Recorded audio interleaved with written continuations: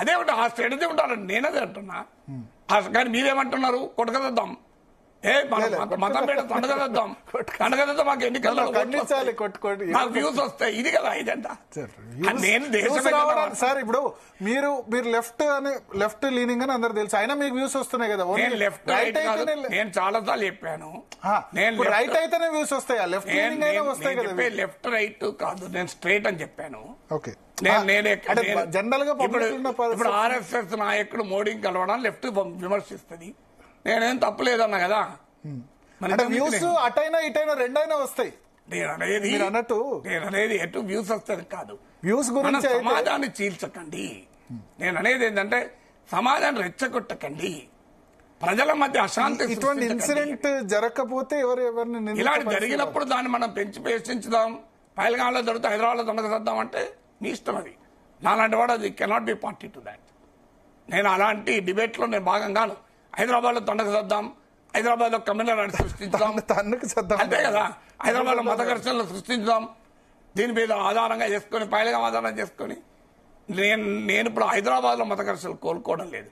పాకిస్తాన్ పైన దాడి కోరుకుంటున్నాను, పాకిస్తాన్ బుద్ధి చెప్పడానికి కోరుకుంటున్నాం. పాలస్తీనా ఘటన ఖండించినప్పుడు బంగ్లాదేశ్ ఖండించండి, బెంగాల్ ఖండించండి. డిస్ప్యూట్ ఏముందా?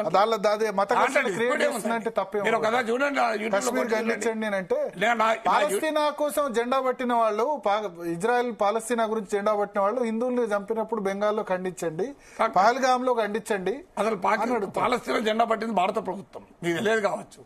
నరేంద్ర మోడీ ప్రభుత్వం స్టాండ్ అని చెప్పండి. నాకు సపోర్ట్ గా ఓటే లేదు కదా. నరేంద్ర మోడీ నా పాయింట్ వినండి. ఓటింగ్ లో నరేంద్ర మోడీ ప్రభుత్వ స్టాండ్ అని చెప్పాడు పాలస్తీనా పైన. Narendra Modi in favour of Israel ఎవరు చెప్పాడు? మీరు ఒక్కసారి గూగుల్ కొట్టండి, చూడండి. ఫస్ట్ ఎవరితో మాట్లాడారు? మనం మీకు తెలియకపోతే నేనేం చేయాలండి?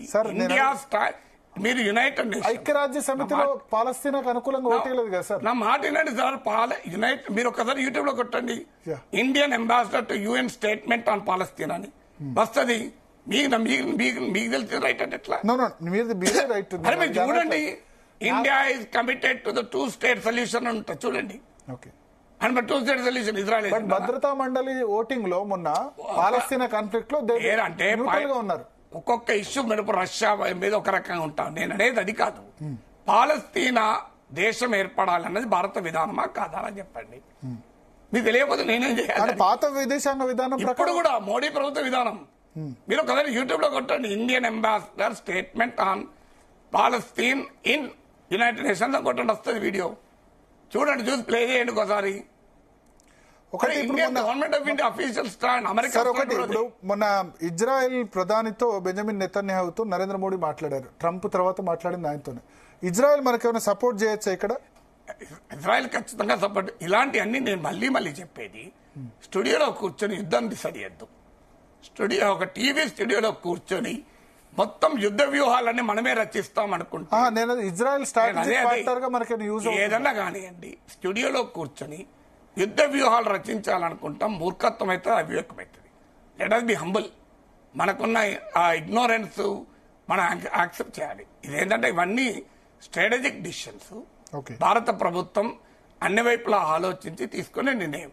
దీన్ని ఏకి పీకి కోడుగుడి మీద ఈకలు వీకి ఇదేమో యుద్ధ వ్యూహాలు మనమే రచించినట్టు, యుద్ధం మనమే చేసినట్లు టీవీ ఛానల్లో కూర్చొని మాట్లాడుకునే ధోరణి కరెక్ట్ కాదంటున్నా. అందుకనే I will not be party to such debate. ఎందుకంటే అది మన స్థాయి కాదు. అది ఏ కంట్రీ సపోర్ట్ ఎట్లా తీసుకోవాలని భారత ప్రభుత్వం చూస్తుంది. సపోర్ట్ చేసే అవకాశం ఉందా?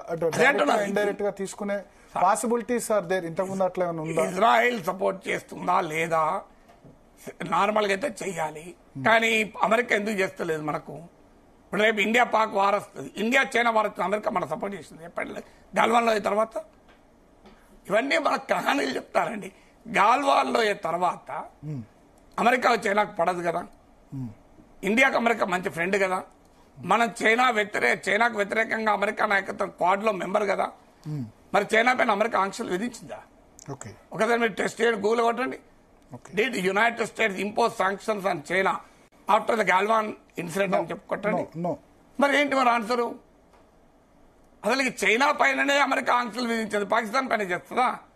పాకిస్తాన్ అమెరికా మిత్ర దేశం కదా.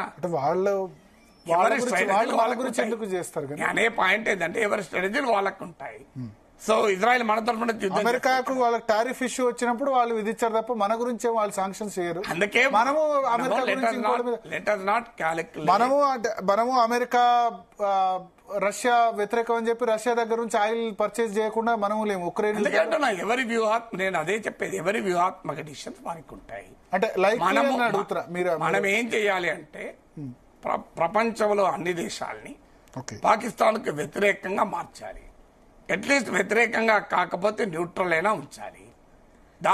సరే అంటే మన స్టూడియోలో కూర్చొని మీరు అన్నట్టు మన ప్రయత్నం చేయాలని. రష్యా యూరోపియన్ యూనియన్ రోల్ ఏమైనా ఉంటుందా? ఎందుకంటే ఎవరిదైనా ఆన్సర్ ఒకటే, ఎవరైనా వారి వారి వ్యూహాత్మక డిసిషన్స్ ఉంటుంది. ఇప్పుడు ఏం జరగబోతుందో తెలియకుండా ఏ అటాక్ జరుగుతుంది, దాని కాన్సిక్వెన్స్ ఏంటి, అది యాక్షన్ ఎటువైపోతుంది ఏంది లేకుండా మనం ఎలా కూర్చొని మాట్లాడతామండి. ఉక్రెయిన్ వారి విషయంలోనే అమెరికా స్టాండ్ ఇటు నుంచి అటు మారింది. ఎలా స్పెక్యులేట్ చేస్తామని చెప్పండి. నిన్నటి దాకా అమెరికా ఉక్రెయిన్ కు ఆయుధాలు ఇచ్చింది. ఇప్పుడు అమెరికా పోయి రష్యాతో కలిసి రష్యాకు అనుకూలంగా ఓటేసింది. సో అలా మారుతుంది. రావడంతో మార్చేసాడు. ట్రంప్ ఎన్నిసార్లు మారాడు చెప్పండి నాకు. ట్రంపే 245% ట్యాక్స్ వేసాడు చైనా పైన, మరి మొత్తం తగ్గించేశాడు. 90 మొదలు రెసిప్రోకల్ టారిఫ్స్ ఉన్నాడు, మళ్ళీ 90 days పాస్ విధించాడు. ట్రంప్ ఎన్నిసార్లు మార్చాడు చెప్పండి. అందువల్ల ఇవన్నీ అనేక ఫ్యాక్టర్స్ పైన ఉంటుంది. మనం ఏం ఇండియన్ రెస్పాన్స్ ఏంటి అనేది తెలియకుండా, ఆ రెస్పాన్స్ ఏ స్థాయిలో ఉంటుంది, ఏ రూపంలో ఉంటుందో తెలియకుండా, దానికి పాకిస్తాన్ ఎలా రియాక్ట్ అవుతుందో తెలియకుండా, దాని తర్వాత కాన్సిక్వెన్సెస్ ఎలా ఉంటాయో తెలియకుండా, మన ఊహాజనితమైన అంశాలపైన ఈ కంట్రీ ఇట్లుంటుందా, ఆ కంట్రీ అట్లుంటుందా, ఆ కంట్రీ ఇట్లుంటుందా అని ప్యాకాడాడితే ఎట్లా, నాకు అర్థం కాని అంశం. ఇవన్నీ ఫ్యాక్టర్స్ పైన ఉంటుంది. ఒక్కొక్క అంశము వెరీ డైనమిక్ గా మారిపోతుంటుంది సిచ్యువేషన్. స్టాటిక్ గా ఉండదు, ఎస్ఆర్ నోలో ఉండదు సిచ్యువేషన్ అనేది. సో అందువల్ల ఇట్స్ అనేక ఫ్యాక్టర్స్ మీద ఉంటుంది. ఇప్పుడు మన ఇజ్రాయెల్ తో